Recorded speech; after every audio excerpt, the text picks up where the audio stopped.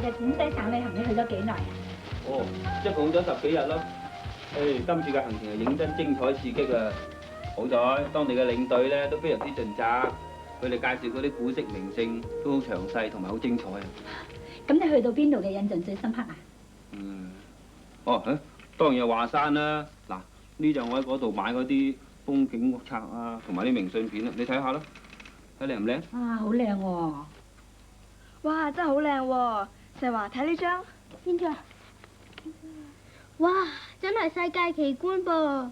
當然啦，華山係以高峻奇險著名嘅，唔少文學家佢哋都有描寫華山嘅作品㗎。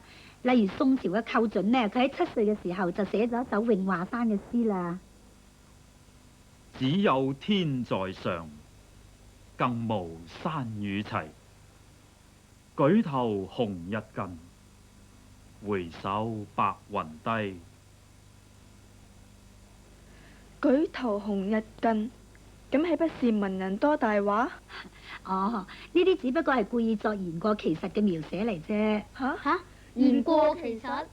寇準呢種寫法非常之好，當陣時嘅老師睇到呢首詩之後，都十分之讚賞，並且認為佢將來長大之後必成將相。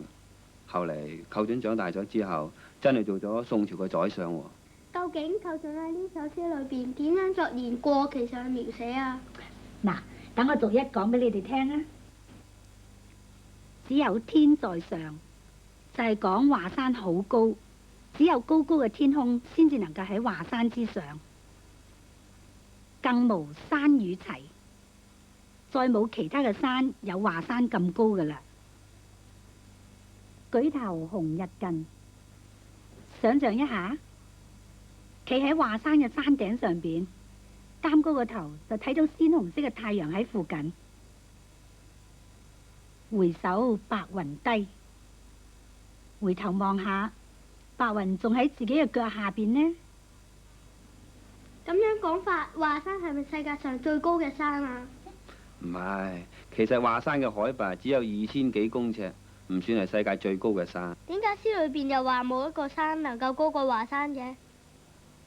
仲有啊，話企喺華山嘅山峰上邊，一舉起個頭就可見到太陽喺身邊，簡直係講大話。寇準就係為咗要突出華山高峻嘅特徵，所以佢就將佢嘅高度咧誇大嚟到描寫，咁咪即係好似我哋用放大鏡放大咗佢一樣咩？放大鏡？哇！用咗放大鏡去睇嘢，所得嘅效果真係完全唔同噶噃。當然啦，放大鏡嘅作用就將事物放大，咁樣事物嘅本質同埋特徵呢，就會好清楚咁顯現出嚟㗎啦。我知道啦，寇準寫呢首詩嘅時候，心裏面梗係假想好似揸住一面放大鏡，將華山嘅高度誇大嚟描寫，咁就真係言過其實啦。所以呢，華山就冇其他嘅山能夠同佢比高低啦，而太陽就喺山峰嘅附近。嗱，呢就係修辭技巧上嘅一種手法啦。作者為咗要突出事物嘅特徵，就運用豐富嘅想像力，對事物嘅某方面故意咁誇大嚟描寫。呢種手法就叫做誇張法啦。咁樣喺寫作嘅時候運用誇張嘅手法，又有咩作用啊？佢嘅作用呢，就能夠更加生動咁樣表達事物嘅特徵，俾人留下深刻嘅印象。不過係咪淨係吟詩作對嘅時候，我哋先至可以運用誇張嘅手法呢？梗係唔係啦，你哋而家寫作都可以運用㗎，不過要注意一下嘅呢，就係寫作嘅時候都係要以事實為基礎，避免一啲不着邊際嘅誇大。如果唔係呢，就變成吹牛㗎啦。只要你哋達到感染讀者咁就得㗎啦。究竟點樣用誇張嘅手法先至能夠吸引讀者啊？就係當你要表達某種事物嘅時候，盡量將事物向高、大、好、強、重等各方面伸張擴大，呢個就係其中嘅一種方法啦，叫做擴大嘅誇張修辭。你哋首先嚟睇下以下嘅例句啊。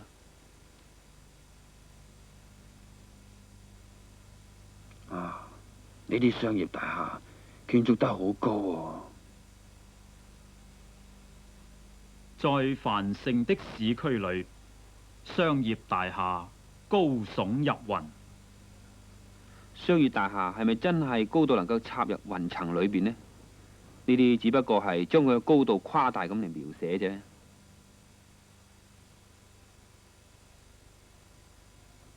樹上嘅荔枝已經熟晒啦，我真係好想食啊！小孩子看見樹上熟透的荔枝，不禁垂涎三尺。為咗強調啲細路仔好想食荔枝，佢嘅口水就被形容流成有3尺咁長啦。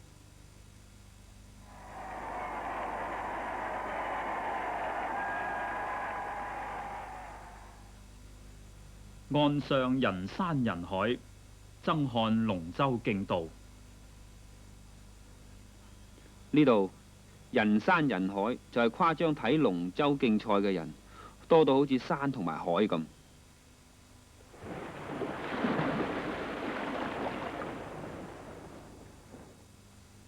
滾滾的巨浪衝向岸邊的岩石上，發出了驚天動地的聲響。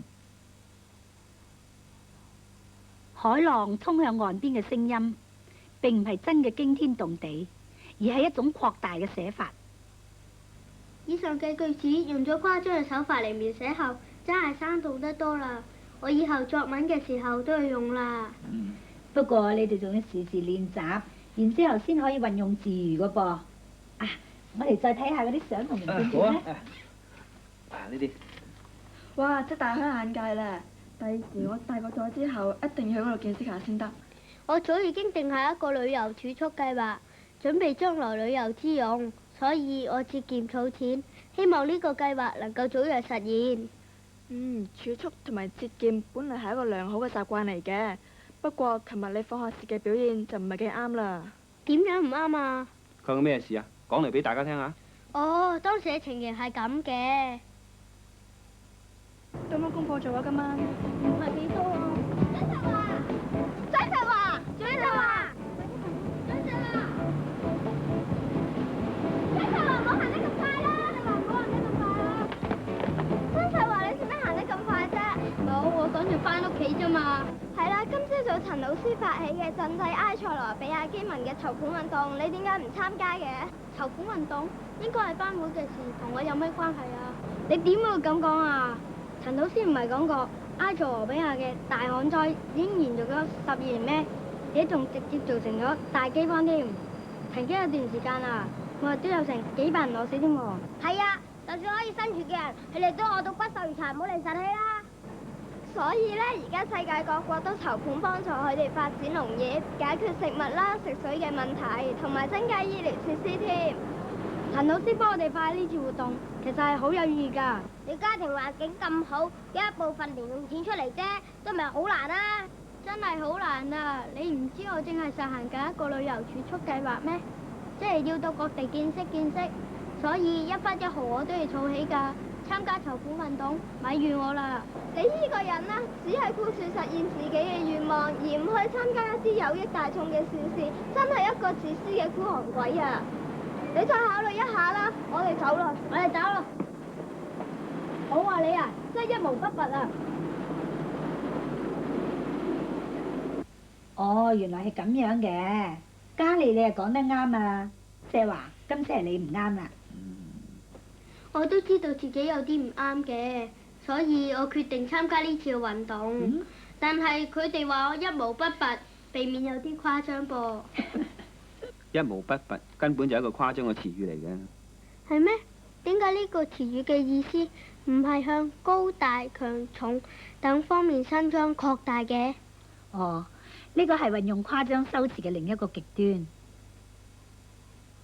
就係盡量向低、小、壞、弱、輕等各方面收斂縮小，稱為縮小嘅誇張修辭。一毛不拔呢，就係形容一個人極之孤寒、視財如命，連一條毛都唔肯掹嘅意思。等我睇下以下一啲縮小嘅誇張修辭例句啊。在這樣崎嶇的山路上行走，真是寸步難移。為咗要誇張山路嘅難行，所以就縮細到移動1寸咁短嘅距離，亦都覺得困難。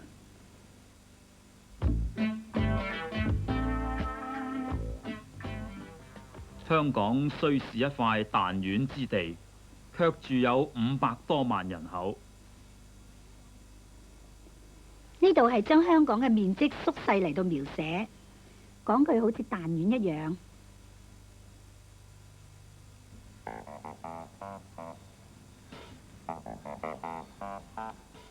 馬路上，一輛貨車正向小明駛過來。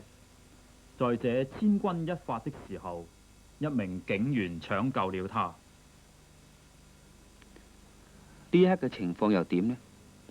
就好似一條頭髮懸掛住3000斤嘅重量，咁容易折斷嘅危急情形。